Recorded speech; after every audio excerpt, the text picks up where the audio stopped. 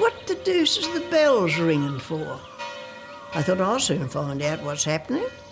And when I got down to the war had been declared.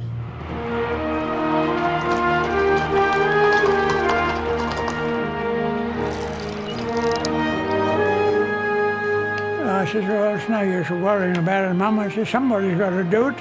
But she didn't say anything, but she had a little bit of a weep. Every family had a father, a son, or a brother, or an uncle, or a relative in. So practically every family was affected. We felt very proud that they were, well, doing their duty to the empire.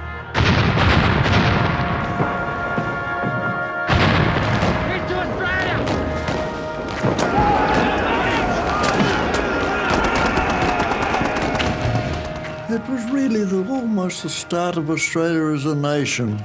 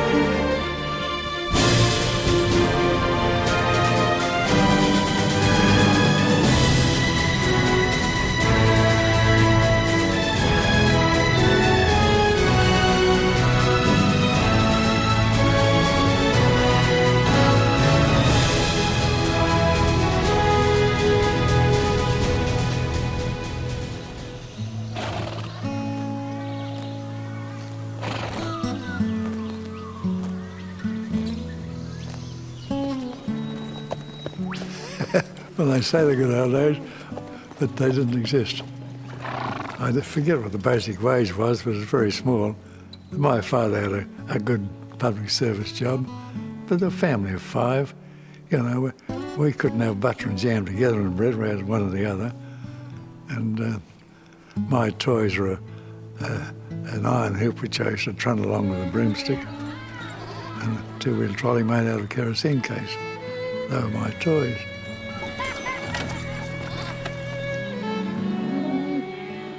We were busy all the time. Even when I was 7 or 8 years old, I used to have to get up about 6 o'clock in the morning and help milk the cows.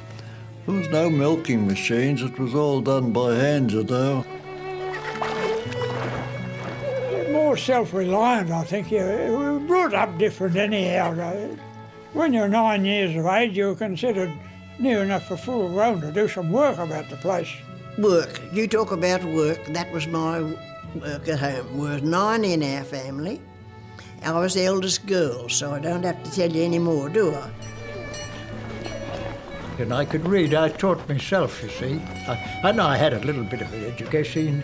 I left school at 9 years old, just when you'd start to learn anything, you see. And there were 60 used to go to the little school, and only one teacher and a sewing mistress. There were no migrants there except British, either Scotch, Irish or English migrants. Australia was essentially looked on Britain as the mother country, and they talked of Britain as home, even though they'd never been there.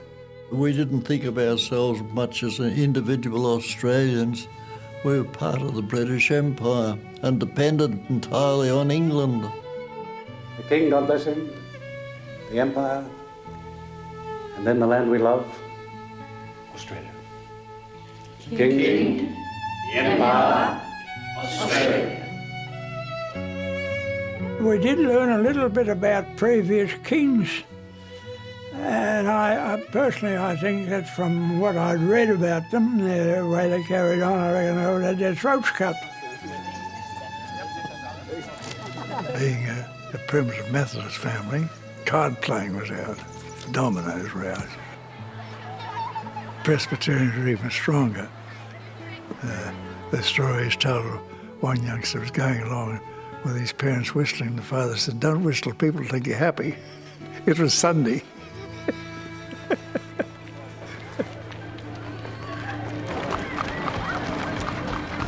By 1914, Australia was the most urbanised country in the world.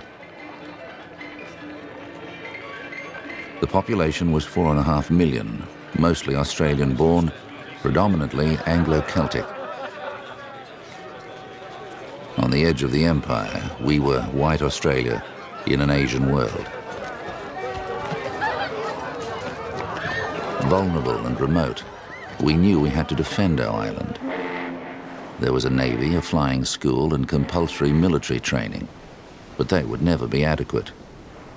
We needed to prove ourselves worthy of a partnership with the motherland, and many felt that a war would provide us with the opportunity to do so.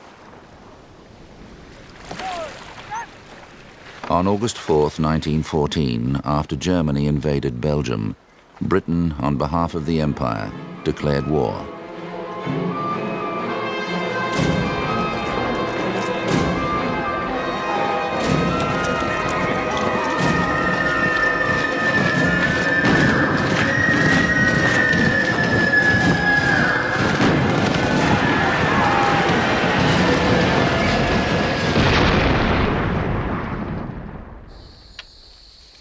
We answered enthusiastically.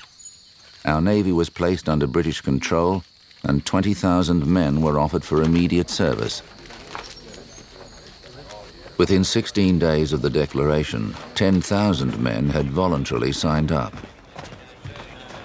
Every able-bodied young man felt it his duty to enlist. And I would say it would have been harder not to enlist than to enlist. With my education, you didn't know what you was fighting for. Yes, of course, you was fighting for your country, more or less.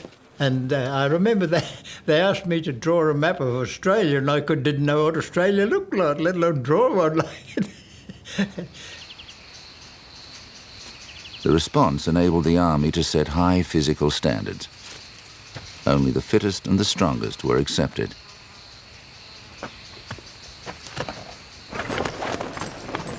They joined the newly named Australian Imperial Force, the AIF. Imperial to remind them of their dual duty to nation and empire. They were largely working class and single, most aged between 18 and 34, and their reasons for joining were as varied as they were.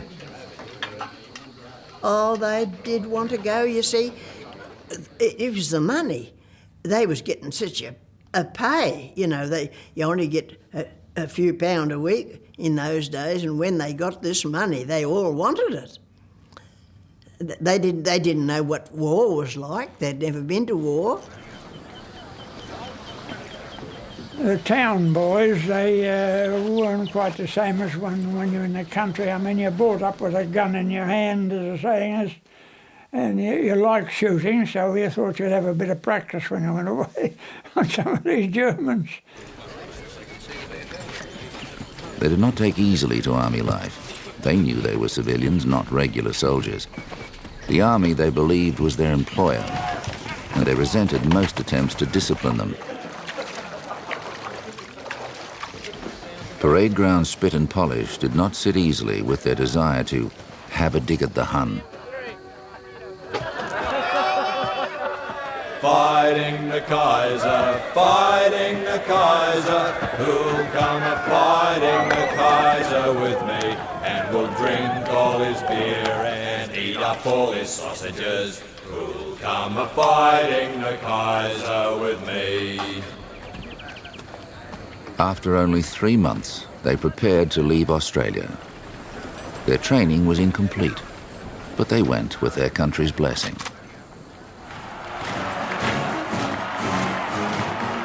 A great vantage point was St Mary's Cathedral. You could go on the steps, and they used to march from Moore Park right down College Street, right down to the Woolloomooloo to board the troop ships.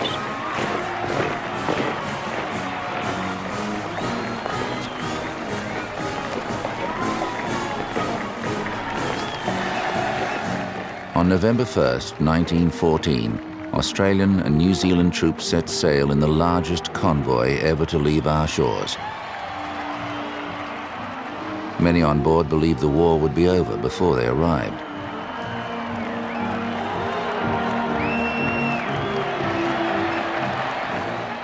seemed to come to us of a sudden, the fact what we were there for, what we were expected to do. But the one thing that stood most to be answered was, how long before we shall see that wharf? Those faces again? Well, who shall not see them again?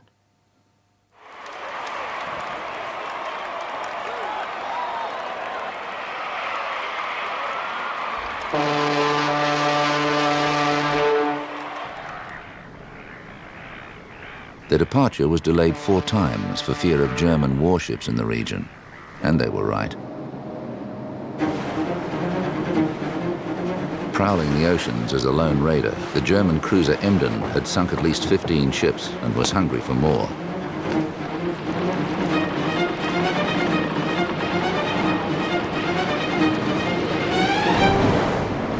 She was headed for the Cocos Islands when HMAS Sydney received a message warning of her presence. Battle was joined.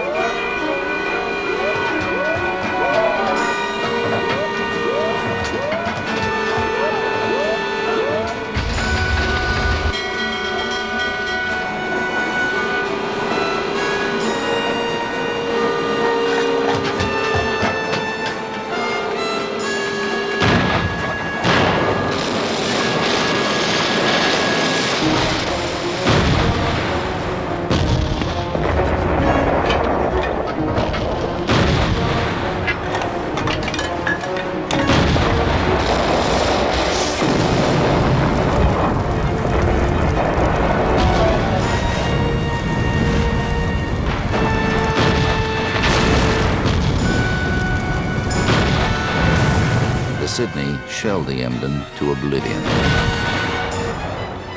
The whole thing didn't last 40 minutes, but it was a busy 40 minutes. She was a shambles. It must have been 40 minutes of hell on that ship. For out of 400 men, 140 were killed. The survivors were practically madmen. I've seen my first naval engagement, and all I can say is, thank God we didn't start the war.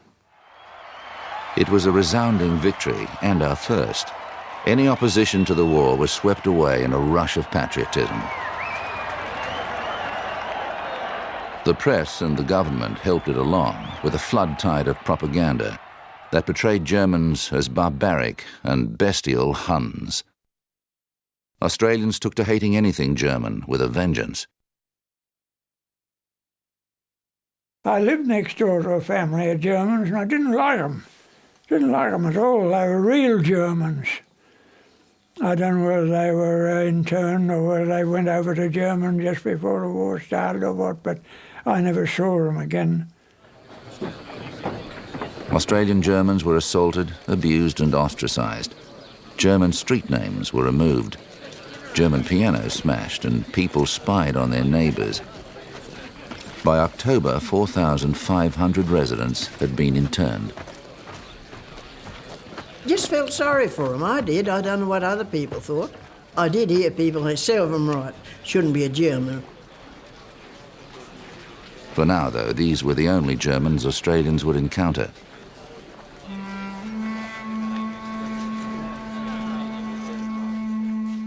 The training camps in England were full, and Turkey had entered the war. So 5 weeks after leaving Australia, the troops landed in Egypt. 2,000 years after the Romans and a century after Napoleon, these men from the New World set up camp near Cairo. Dear Mother, we are a big camp here and there are thousands of men from all parts. We are just alongside the pyramids. It is something marvellous to see how they could construct such a thing. Cairo is a funny place, very dirty in the native quarter. I would not care to live here very long. There's nothing to see but sand. The Australians and New Zealanders were combined into one corps under the command of an Englishman, Lieutenant General Birdwood. His signalling staff shortened the title to Anzac. The men adopted the name. Alarmed by the lack of preparation, Birdwood ordered immediate and exhausting training.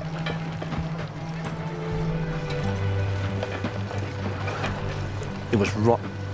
Sand, sand, sand in your tucker, in your ears, your eyes, your nose, anywhere and everywhere. It was real crook.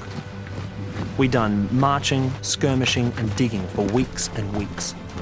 I was heartily sick of it. Conflict between army discipline and Australian casualness was inevitable. Military offences multiplied. Some of the boys were coming on parade in all sorts of headgear.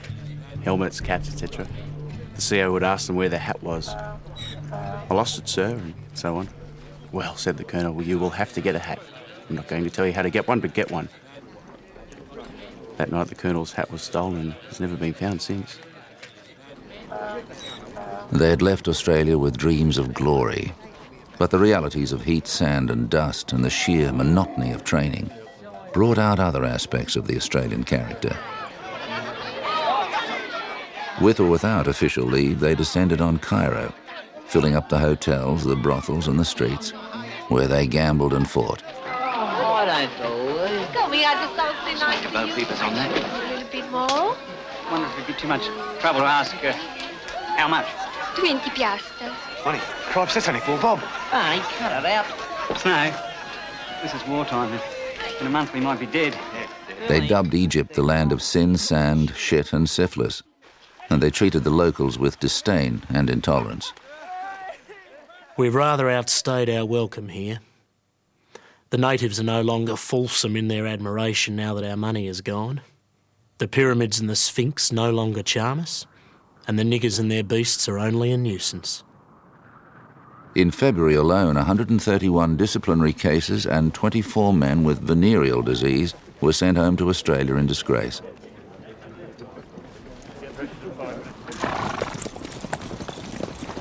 The intensity of training increased, but the Australians remained disgusted with Egypt. They'd come to fight and were tired of waiting.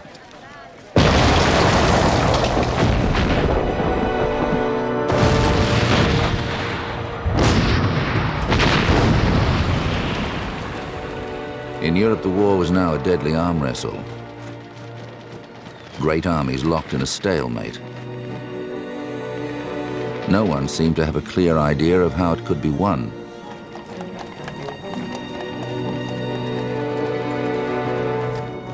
Searching for an answer, the British War Council turned to the Dardanelles.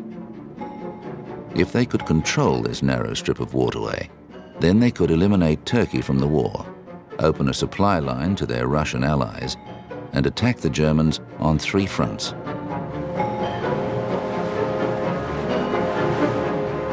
It was badly executed from the beginning. The Allied navies failed to force a safe passage, and so, in Egypt, the Anzac troops were given their orders. They were to sail to the Greek island of Lemnos. From there, together with troops from around the empire, they would take part in an amphibious attack on a narrow peninsula. Australians would come to call it Gallipoli.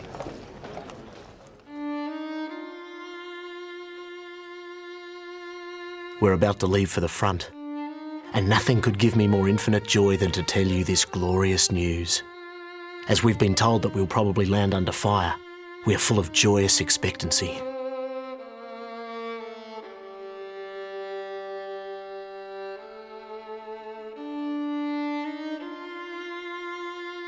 Dear Gladys, there is a little matter.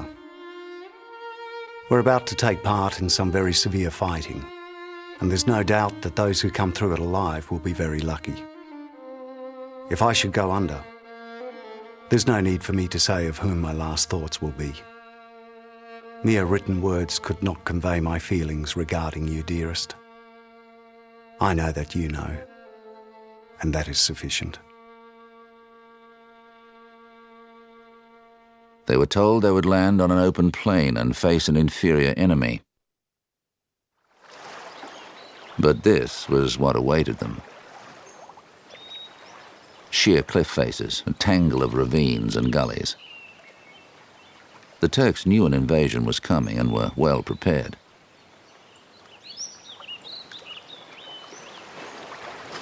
In the dark, waiting on the ships, the men could not have known of the challenge ahead.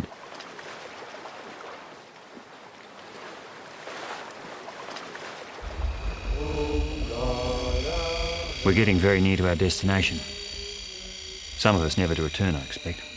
It makes one's blood run fast to think that in a few hours we'll be taking active part in the greatest war of time. Many of us untried, all of us fighting our maiden battle. Now remember, lads, the biscuits and water you have it'll last for 3 days. The one thought uppermost in my mind as I sit here is that I shall not be found wanting. Shall not find myself a coward.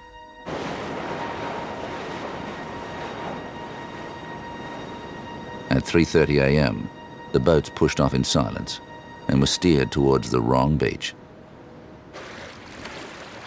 50 meters from the shore, the Turks saw them.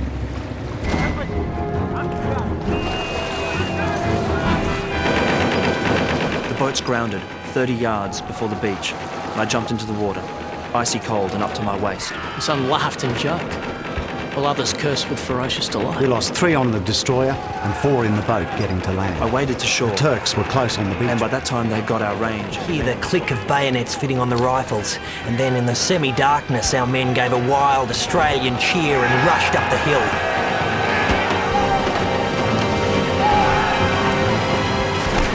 The 3rd Brigade was the first to land, and they started right with a bayonet charge. Without even firing a shot, captured the first trenches. One does not forget these things. All we thought of was to get at them. Over their heads, the naval guns kept up a barrage of fire.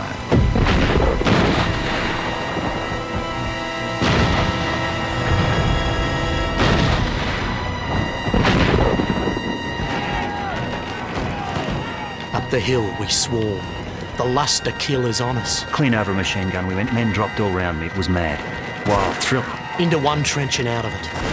Oh, the bloody gorgeousness of feeling your bayonet go into soft, yielding flesh. It wasn't until I was near the top of the hill that I realised in the excitement I hadn't even drawn my revolver.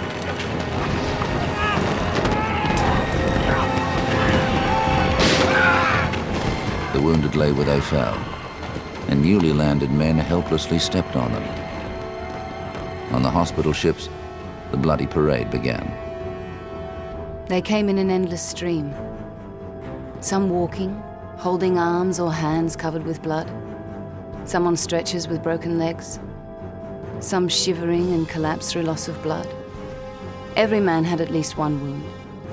And some had 3, 4 or 5 bullet wounds. But nearly all were smiling and very cheerful.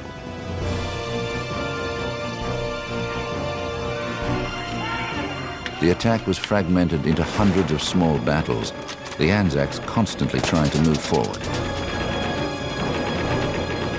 Above them, as they would be for the next 8 months, Turkish guns maintained a killing arc of fire. By dusk, both sides were exhausted. The Turks had kept control of the heights. The Australians and New Zealanders clung to the lower hills. The Australian commanders recommended immediate evacuation, but it was impossible. Then came the hopeful news that the Australian submarine, the AE-2, had broken through the minefields and entered the Dardanelles. For better or worse, the Anzacs were ordered to dig in. Light rain began to fall, and the men took what shelter they could. They had lost 2,000 killed or wounded, but they'd gained Turkish territory. They had no intention of leaving.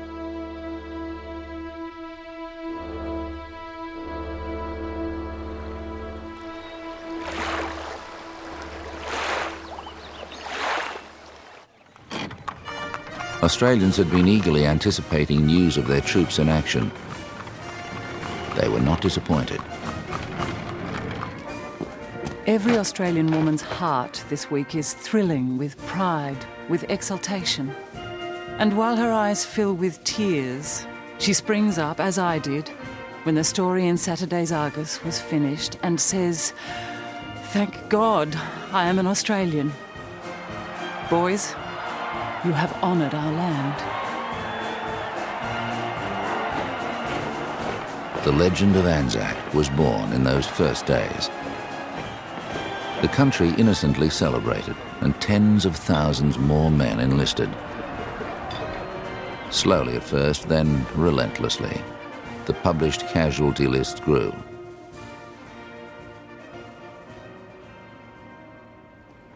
My brother Rex, he was on his way to Gallipoli as reinforcements. He wasn't at the landing, thank goodness. And he was on the way when Leon wrote home and said, "Don't let Rex enlist," because, you know, he was experiencing the nasty things that happen in a war. All you thought about more than anything was the news you was going to get about the ones that was over there. It wasn't the country you was thinking of, it wasn't the Queen, the King, whoever it was. It was whether they'd going to come back or not, who else was going to die. Over the next month, the beachhead was made relatively secure.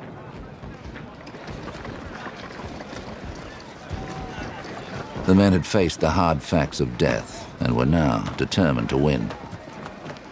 Thousands of them clung to the hills and the cliff faces, in rabbit warrens of trenches, each hard won with back-breaking labour. Dear Ted, to get an idea of what this place is like, you want to imagine North Sydney, without any houses, no roads, not even a track, and scrub to the water's edge, not a tree on it. It's got very hot here. We would spend our spare time swimming. When the Turk sees a lot in, he sometimes drops a shell in among them. Then a sniper got on the job, and although he would have been at least 1.5 miles away, he generally gets one a day. We get tobacco and matches once a week. Beer would bring any price, but can't be got. Money no object, can't spend it. We get the papers, some of them, about every fortnight. Their front line was 3,000 metres long and about 1,000 metres from the beach. Always under observation and often under fire, they began turning this toehold on the Turkish coast into home, giving place names to every gully, learning how to cope. Appleby and I were cooking tea, and it was very funny despite the danger. We would cut an onion, then duck into the dugout for our lives, then out again to give it a stir, and in again as a shell would go whistling by. We were laughing all through, because it was comical. But exhaustion, monotony and sickness began wearing them down. The decomposing bodies and their own careless attitudes to sanitation brought a plague of flies and disease. Immediately I opened my tin of jam. The flies rushed in, all fighting amongst themselves. Well, I wrapped my overcoat over the tin and gouged out the flies, then spread the biscuit, held my hand over it and drew the biscuit out of the coat. But a lot of the flies flew into my mouth, all beaten about inside.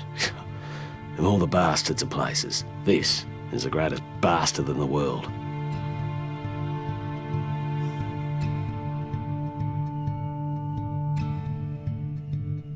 To go down for a swim, one has to go through the cemetery of those that went under during the first landing. They're buried together just as they fell, colonels and privates side by side, no distinctions. Here and there one can see a brass nameplate sent from home and erected by the fallen one's friends. Anzac is every day becoming more like a town.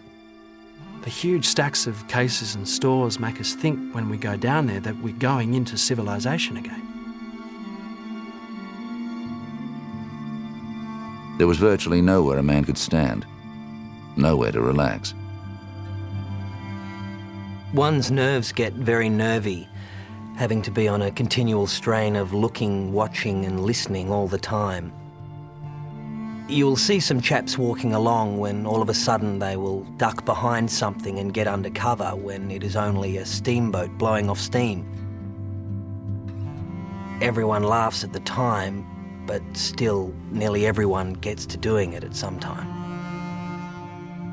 He was a little infantry lad, quite a boy with snowy hair. Well, I was going out for water. He stepped out of the dugout and walked down the path ahead, whistling.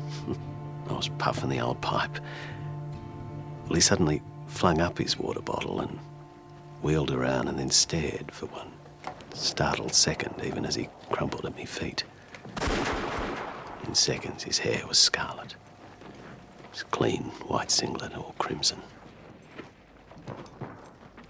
Dear Mabel, I wish this war was over. Don't feel quite so enthusiastic about things as I did when I started.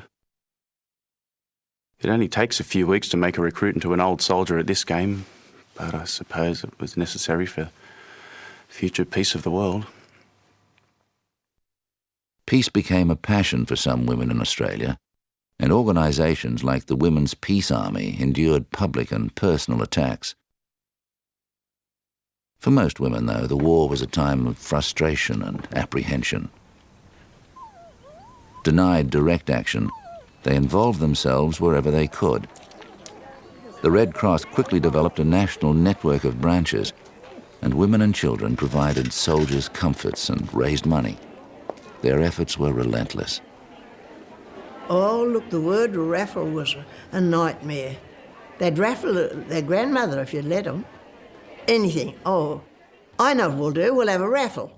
And then someone, usually one of the bigger farmers, donate something, and they'd raffle it, no matter what it was. They raffled a cow one time, I remember, because we won.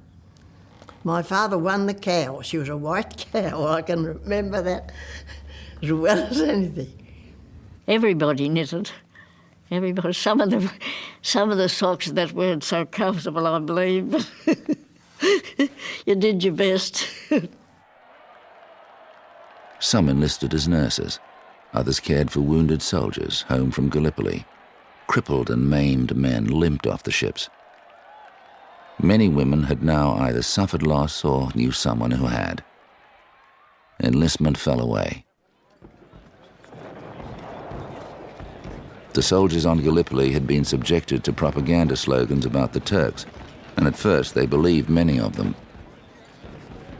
The Turk was not a white man, a Christian. He was a black fanatic, capable of atrocities and mutilation. They killed every Turk they saw. Their hatred died on the 19th of May when the Turks launched a full-scale charge. "I do not order you to attack," the Turkish commander Mustafa Kemal had said. "I order you to die."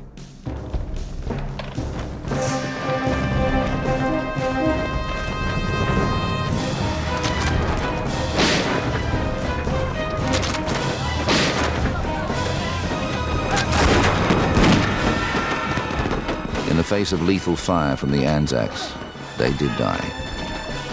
By noon, there were 10,000 of them dead or wounded. It was the kind of raw courage Australians admired.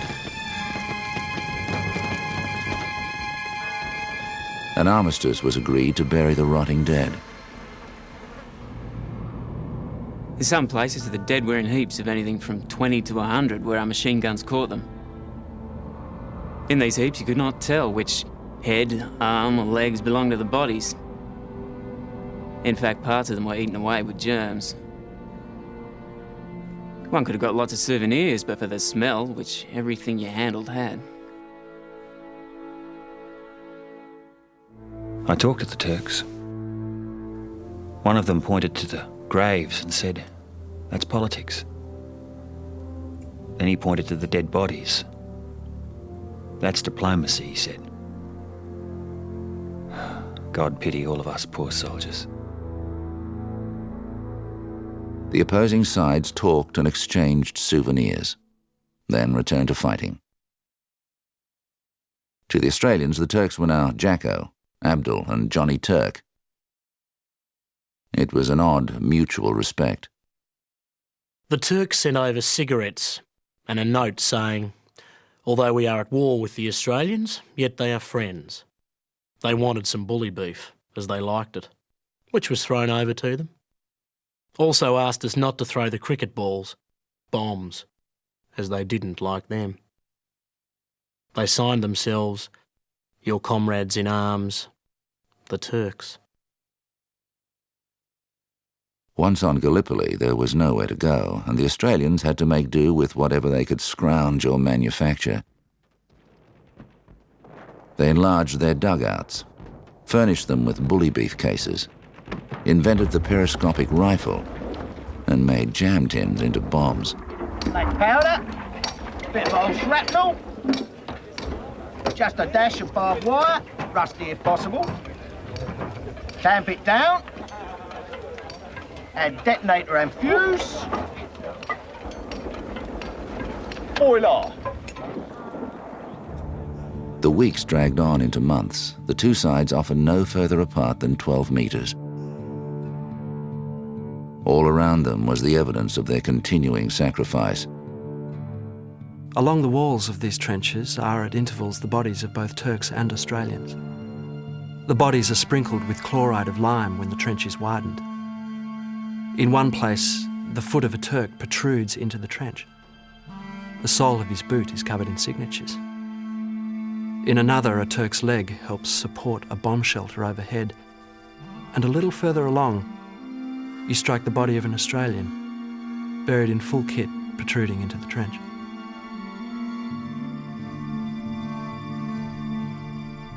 Stretcher bearers carried water up the hill and wounded men down. The last patient I brought in was shot through the lungs, and I fear had but little time to live. But on the way down, he said several times, "By God, that Turk could shoot well. He got me a beauty, didn't he? I thought I had him well enough, but he beat me easily. I feel pretty bad, and I expect I'm done for. But strike me dead. That Turk could shoot all right." In late July, a rumour ran through the trenches that another assault was planned. It was true. General Hamilton, the British commander, had brought in thousands of reinforcements in a last-ditch attempt to break the stalemate.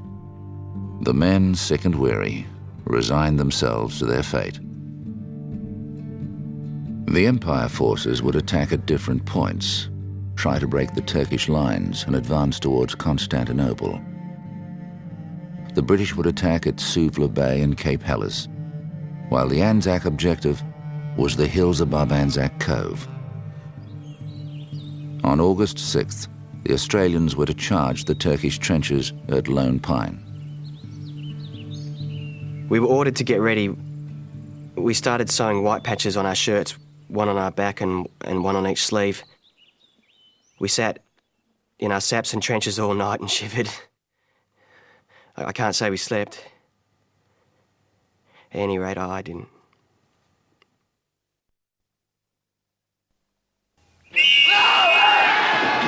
It was the most vicious hand-to-hand fighting of the campaign. But the Australians took and held the trenches against wave after wave of Turkish counterattacks.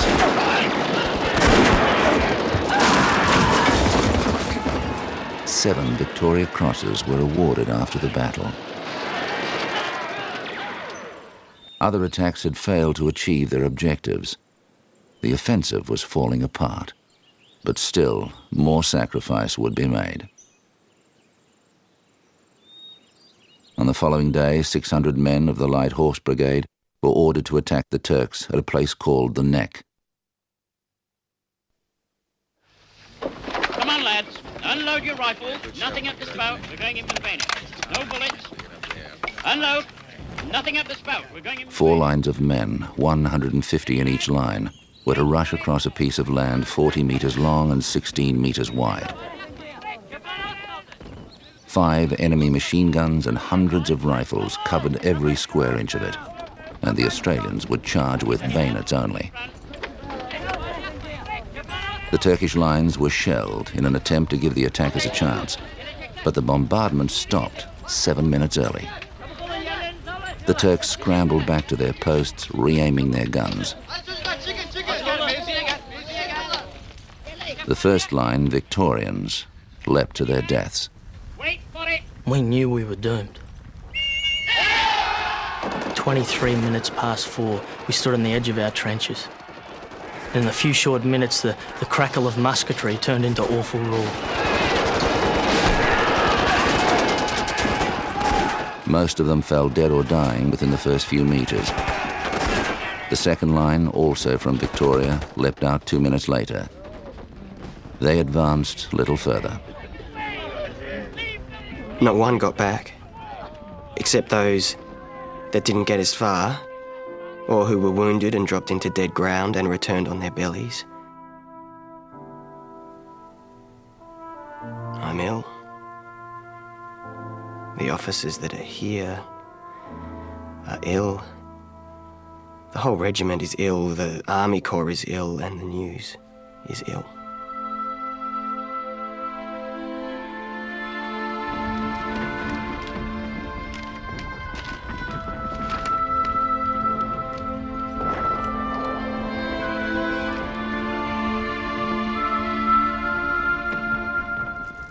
West Australians now took their place. The officer questioned the wisdom of continuing, but the Australian Brigade Major, Jack Anthill, demanded they push on. Astonishingly, the third and then the fourth line bravely moved forward to a tragic and wasteful end.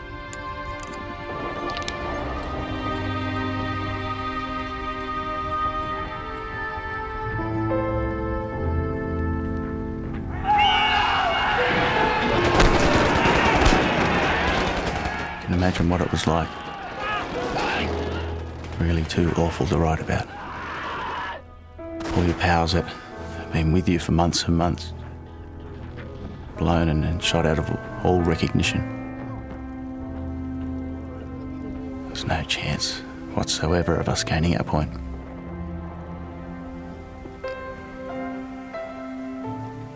But the roll call after was the saddest. Just fancy only 47 answered their name out of close on 550 men.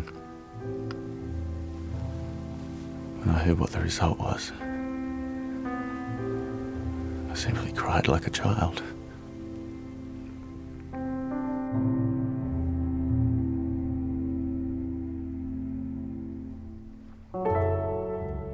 I'm glad in a way that you're not here.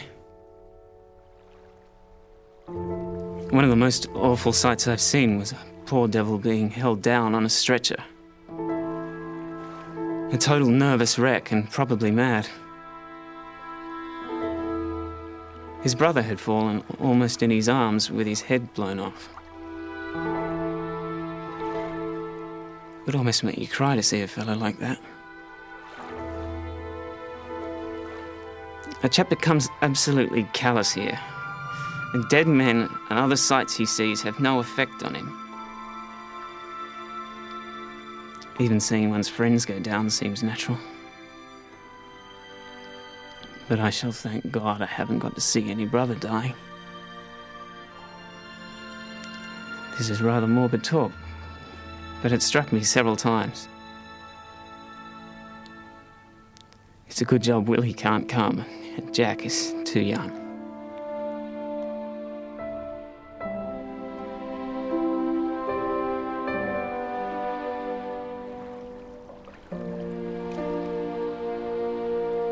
More than 300 Australians died in an area the size of a tennis court, their bones visible still, years later.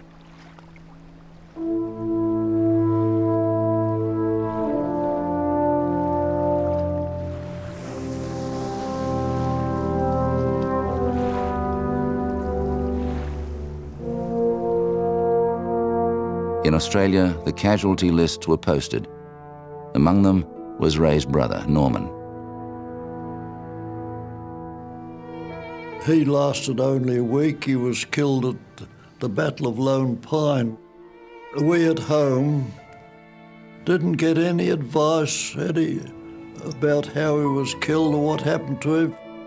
We didn't get any information really that we could rely on. And of course, it was just quite distressing for me, particularly for me mother and father.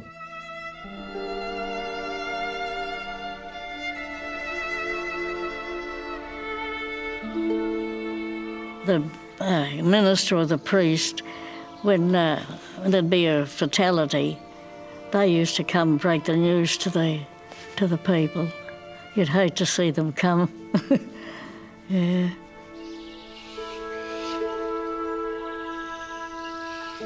Poor old Mrs. Brewer. She only had the one son, and her husband was dead, and they just lived together, and they had a nice little farm, and he went to the war and left her there, and she was working and looking after everything.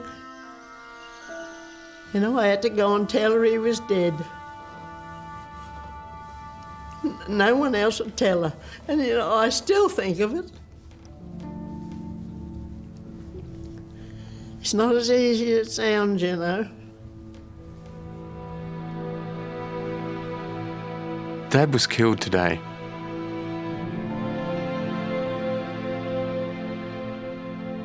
I worry a good deal about Mum and Reen, and I hope that they will take this awful news in a good spirit.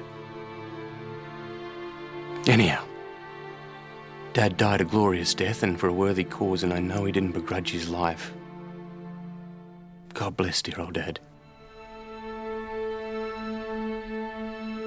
More assaults were made, but there was no improvement in the uninspired leadership.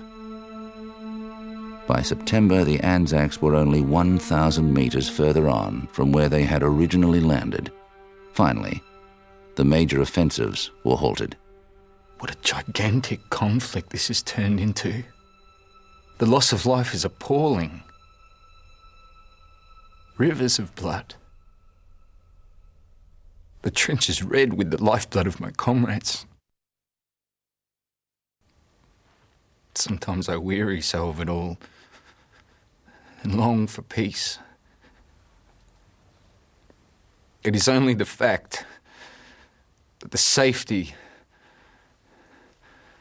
of our loved ones, the integrity of the Empire is at stake,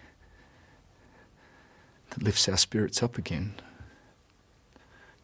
to face the grim horrors of the battlefield. Where are the rest of my 13 mates? Myself, I consider lucky, getting away from the acres of dead men. And now I go back there. God only knows what is in store for me. 200 a day were evacuated due to illness. We've been inoculated again, this time against cholera. We'll be immune from all diseases shortly. Pity we can't be inoculated against bullets. Blame finally began to fall. There was open criticism in the British press, and General Hamilton was replaced. Not that these things mattered much to the soldiers. In November, the snow fell. Men froze to death, and 3,000 were evacuated with frostbite and exposure.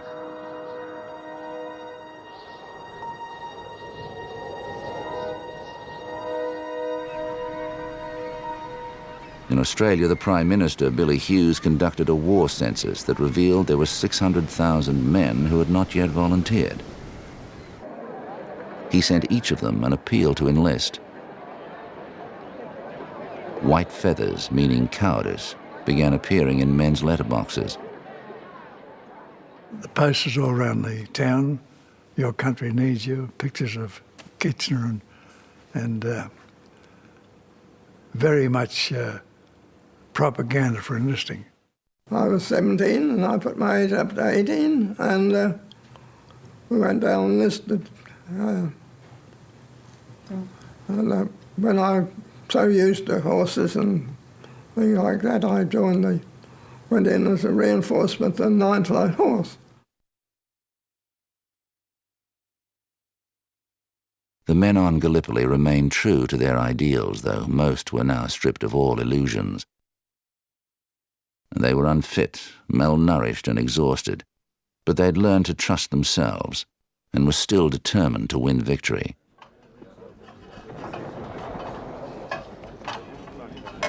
The British Army contains many good ones, but there are others who lack initiative, endurance and resource.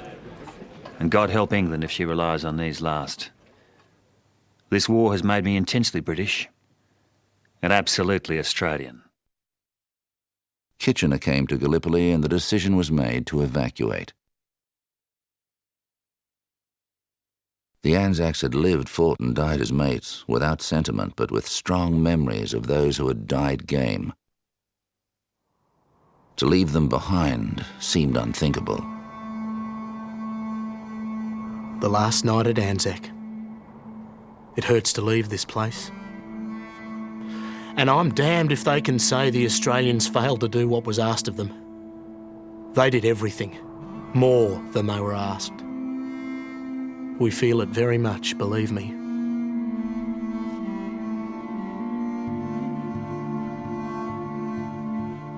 They cared for the graves of their mates, building small fences around them, erecting crosses. All that sacrifice and all that labour. All that suffering for nothing at all. The flower of Australian manhood dead. Wandering parties of Turks in search of loot trample over them. I feel bitter about it. The Australian evacuation plan was the most successful operation of the campaign, but for many Anzacs, it was a shameful time.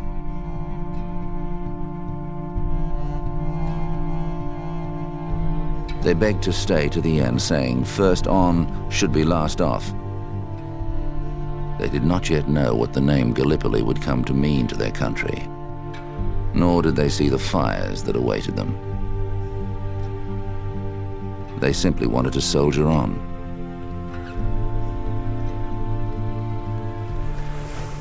There's a torn and silent valley.